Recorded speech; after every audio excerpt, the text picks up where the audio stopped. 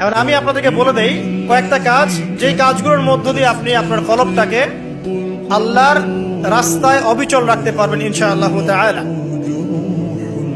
1 number, বেশি থেকে বেশি ইস্তেগফার করা, যেটা আমি একবার বলে দিলাম। 2 নাম্বার, আল্লাহর জিকিরকে বাড়িয়ে দেওয়া। আল্লাহর জিকির বাড়িয়ে দেওয়া বলতে চলতে ফিরতে আপনি আস্তাগফিরুল্লাহ পড়বেন, সুবহানাল্লাহ পড়বেন, আলহামদুলিল্লাহ পড়বেন, ওয়ালা ইলাহা ইল্লাল্লাহ আল্লাহু আকবার পড়বেন, লা হাওলা ওয়ালা কুওয়াতা ইল্লা বিল্লাহ পড়বেন, দরুদ শরীফ পড়বেন। ঠিক আছে, এই যে জিকির আজকারগুলো সকাল সন্ধ্যার, এগুলো করতে থাকলে আপনার কলবটা ইনশাআল্লাহ তাআলা পরিষ্কার হবে। আল্লাহ পাক কলব পরিষ্কার করার তৌফিক দান করুন, আমিন। এরপরে কি? এরপরে হচ্ছে বেশি বেশি কোরআন তেলাওয়াত। কোরআন তেলাওয়াত যদি বাড়িয়ে দেন, দেখবেন আপনার কলবের মধ্যে যত ময়লা এটা আস্তে আস্তে ঝরে পড়বে ইনশাআল্লাহ। সবাই কোরআন তেলাওয়াত করতে পারি তো ইনশাআল্লাহ? আল্লাহ পাক সবাইকে বিশুদ্ধ করে কোরআন তেলাওয়াত করার তৌফিক দান করুন এবং প্রত্যেকদিন কমপক্ষে 1 পারা করে পড়ার চেষ্টা করেন। আল্লাহ পাক তৌফিক ইনায়াত করুন, আমিন। কোরআন তেলাওয়াত করেন, আপনার কলবের ময়লা ইনশাআল্লাহ চলে যাবে। আল্লাহ পাক তৌফিক ইনায়াত করুন।